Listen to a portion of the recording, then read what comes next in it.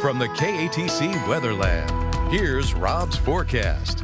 Welcome back. Well, after a day break, we're back into the lower 90s, and we probably have about 10 or 15 or 20 more to go, more than likely through October, and we'll set the all-time record as well, 130 days of better than 90-degree temperatures. But we do have a weather shot for you today, drone shot coming across the area in Acadiana, and I'm trying to recognize where this is. Nobody told me where it was, but it looks cool.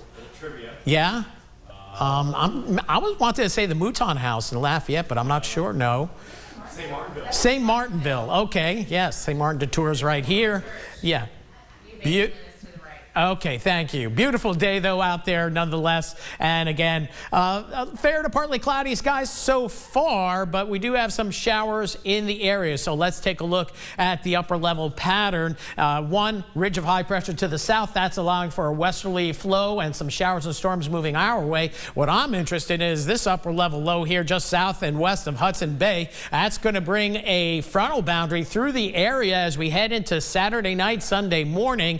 It's going to usher in much more comfortable dew points down the line, and that means more refreshing mornings, afternoons, still in the 90s, but low humidity. Fire danger will continue with that low humidity as well. Meanwhile, this afternoon, it's been busy radar action across southeast Texas and around the Houston, Galveston area, and some action in Louisiana as well. Activity, for the most part, has been moving east-southeastward, pretty much following along that little bit of a frontal trough that's been draped across the region. As we dial into Power Doppler 3 here, we do see lingering shower activity across, we'll say Calcasieu, Jeff Davis Parish. It's been a soaker out in southwest Louisiana, and the activity moving nicely eastward. So rainy conditions, Crowley on through Jennings, mostly moderate rainfall, heavier stuff as we get into Vermilion Parish. From near Abbeville over to Delcombe, we're seeing some heavy downpours here just north of Intracoastal City, and some heavy showers and some embedded thunder down toward the Forked Island area. And then we work our way southward. Most of the shower activity just west of Pecan Island,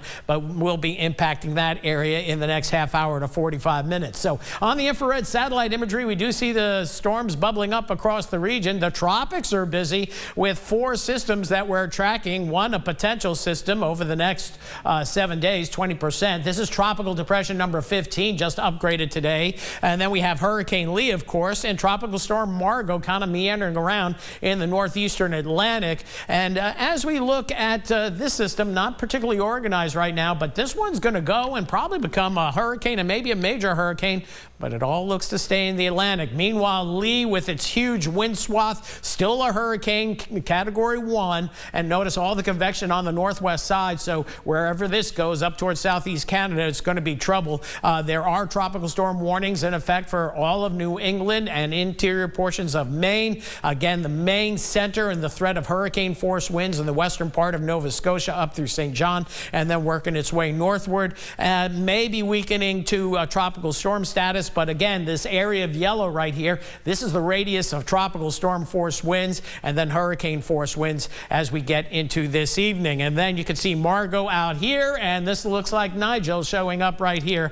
Looks like an inverted thumb, giving us a thumbs up. It's going to stay out in the Atlantic. In fact, here we track Lee. We got Margot and Nigel. Maybe a little Fujiwara effect going on with these two when they get close together. So we'll be watching for that, but we think Nigel's going to stay out in the open Atlantic. And then we have another system that'll come off the African coastline. That could be Tropical Storm Ophelia. And good news for us, all quiet in the Gulf of Mexico. And this gets us to the last week of September. I think we're going to be good in September. No promises yet for the first 2 or 3 weeks of October. So in the near term, you see those showers working their way offshore. Tomorrow, mostly sunny day or partly cloudy. It gets up to 93 once again. But here comes the front. We'll draw the front. It's not going to be much of a cold front, but it's going to be better. It's going to be breezy and feeling better behind this front. And as we head into Sunday afternoon, still lower 90s, but we're going to have a nice northeast breeze, maybe gusting up to 20 in the afternoon. And watch how the temperatures drop. And this is the graph model. We don't trust this model that much. It's going lower 60s,